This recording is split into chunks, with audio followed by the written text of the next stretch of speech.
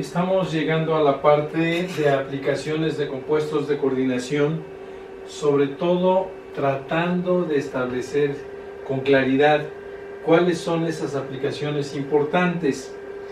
Y yo creo que hay una serie de ellas que van a ser vistas por ustedes en algunas otras materias, solamente las voy a mencionar. Por ejemplo, en el caso de lo que es la aplicación como agentes llamados quelatantes o secuestrantes, pongamos el caso de alguien que trabaja con compuestos que tienen dentro de su estructura plomo. Las pinturas tienen a veces compuestos de plomo que sirven como catalizadores para la polimerización de la resina de la pintura, o alguna otra aplicación. Si fuera el caso, ese envenenamiento por plomo, que es un metal considerado un metal pesado, va a provocar daños fuertes a la salud. El tratamiento con un agente como las sales de ácido etileno tetracético que hemos comentado ya, ¿sí?, permite ir haciendo esa extracción de los organismos vivos para que obviamente no siga causando daño. El caso del cisplatino es muy característico, puesto que está atacando uno de los problemas graves de salud vigentes en nuestra sociedad, que es el cáncer. Aunque existe el cis y el transplatino, realmente la atención y sobre todo la aplicación se ha centrado en el cisplatino como un agente antitumoral importante y que seguramente veremos próximamente o en una siguiente materia.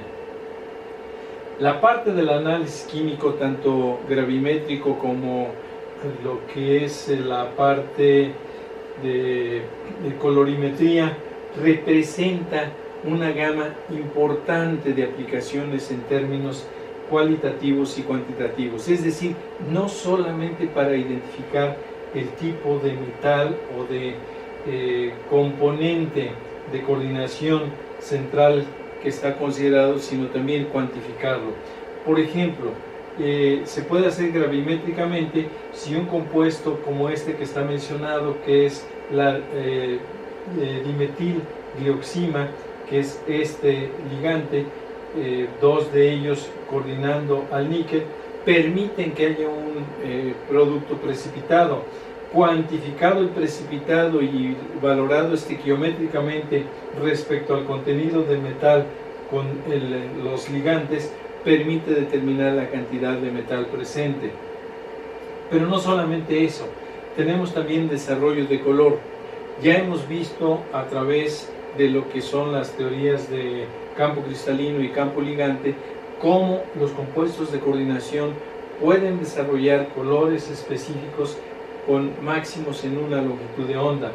Si yo tengo un aparato que me permite cuantificar en esa longitud de onda lo que es la intensidad de la señal, puedo determinar la cantidad de metal en base al desarrollo de un color, como aquí está mencionado.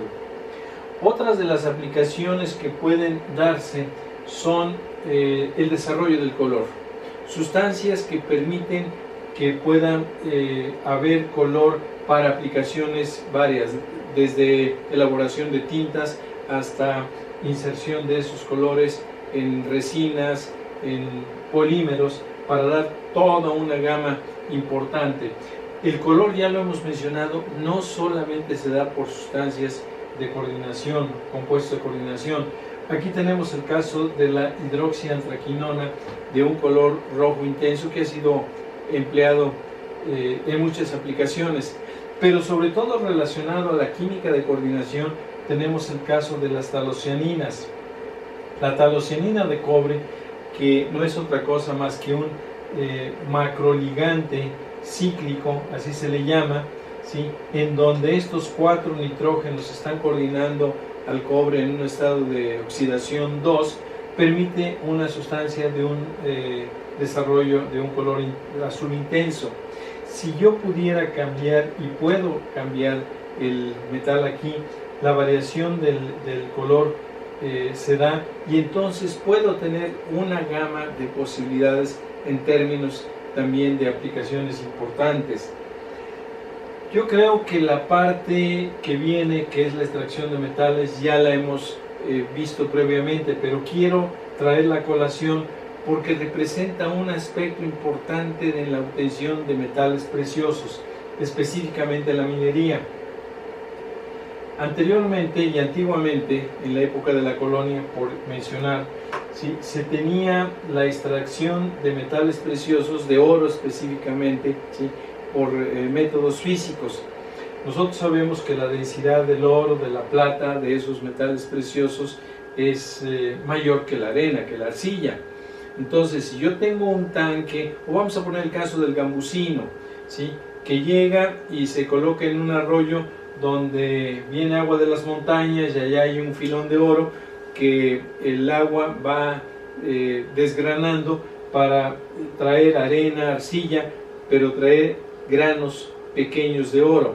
Si yo tengo mi palangana y tengo una forma de poder hacer que el agua entre a la palangana y la estoy agitando constantemente, el oro, que es más pesado, va quedando en el fondo y la arena pues va saliendo rebosada por el agua.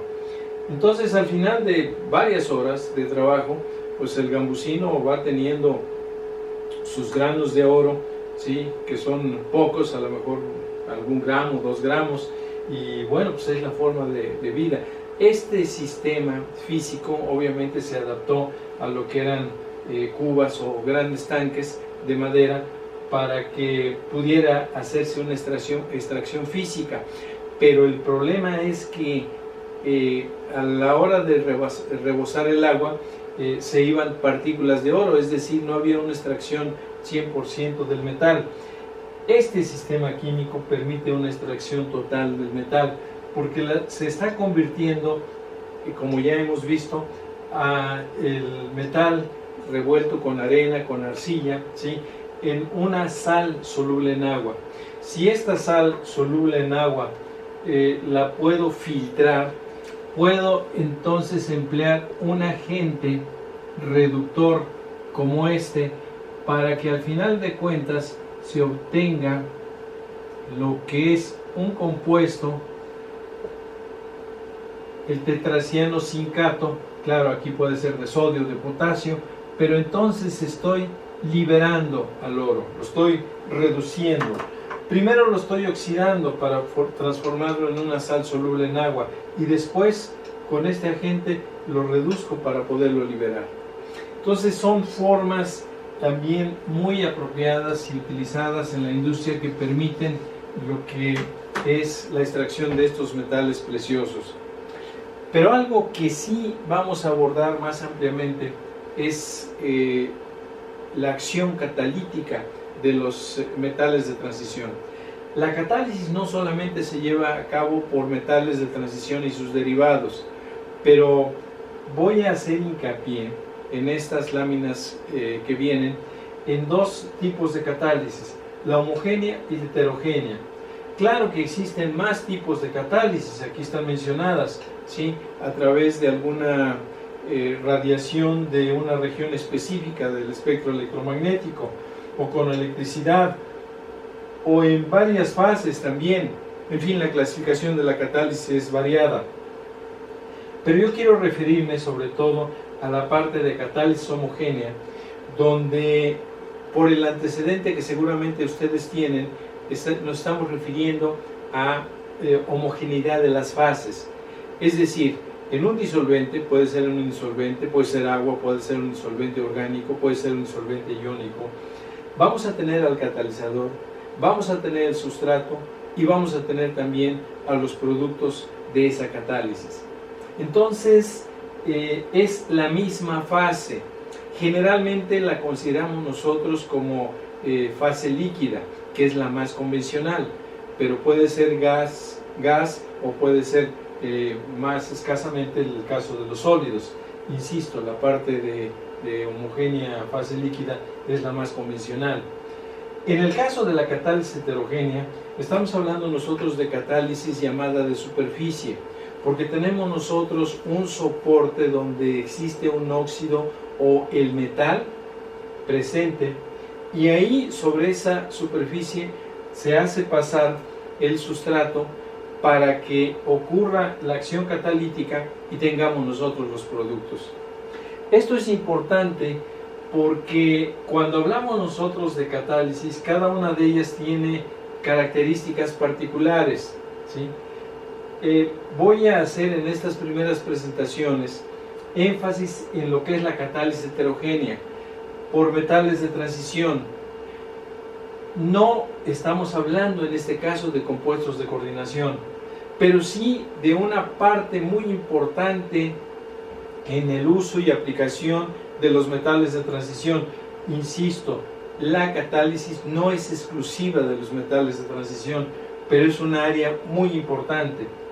Por ejemplo, en el caso de lo que es la catálisis heterogénea, de un mecanismo que vamos a ver más adelante, tenemos 3 procesos muy representativos. No son los únicos, hay cientos más, pero creo que estos nos dan idea de la importancia de la catálisis heterogénea aplicada inclusive industrialmente. Una de ellas es la obtención de amoníaco.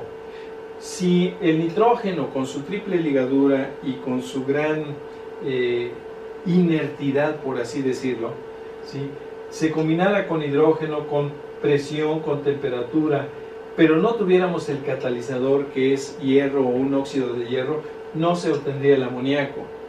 Material importante para obtener aminas en la industria, pero también para obtener fertilizantes. Todos los derivados amoniacales son importantísimos para lo que es la producción en el campo. Este es un caso muy particular.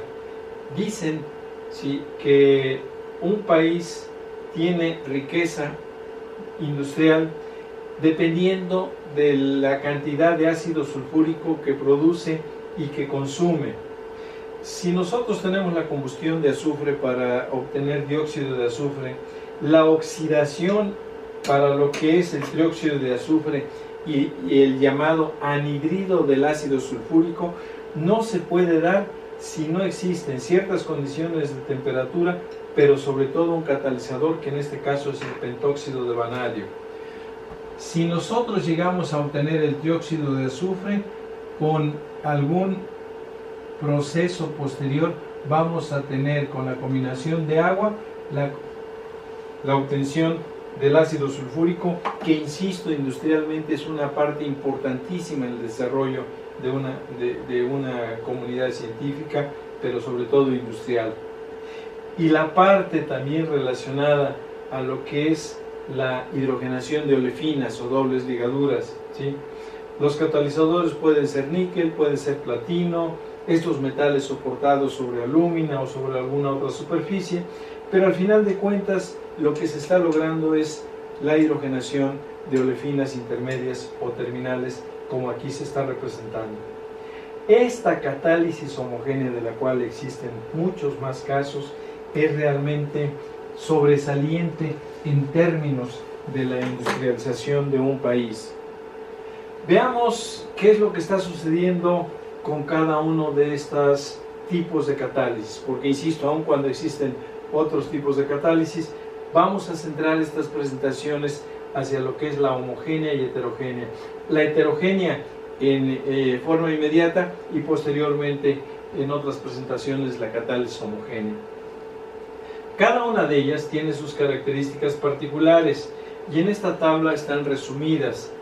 Por ejemplo, las condiciones de reacción para catalizadores heterogéneos son severas, como ya se mencionó: altas presiones, altas temperaturas, ¿sí?, el uso de catalizador.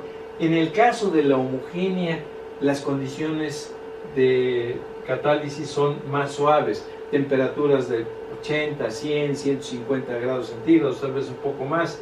No requieren presiones elevadas porque se hace en recipientes que normalmente son abiertos a la atmósfera. La separación de productos, que es importante para la obtención final, ¿sí?, es diferente. Aquí, claro, están separados las fases, no solamente en la reacción, sino en el producto final. Entonces es fácil separarlos. En el caso de la homogénea es difícil. Hay que emplear métodos físico-químicos para poder separar al producto final de lo que, o los productos finales, de lo que es también el sistema de catálisis. La recuperación del catalizador obviamente tiene características diferentes.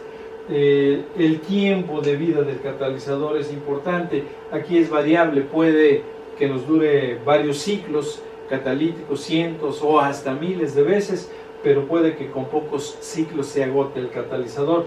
En cambio, en el caso de la catálisis heterogénea puede ser muy variada y con muchos ciclos más. Algo que es importante también es la selectividad, ¿sí?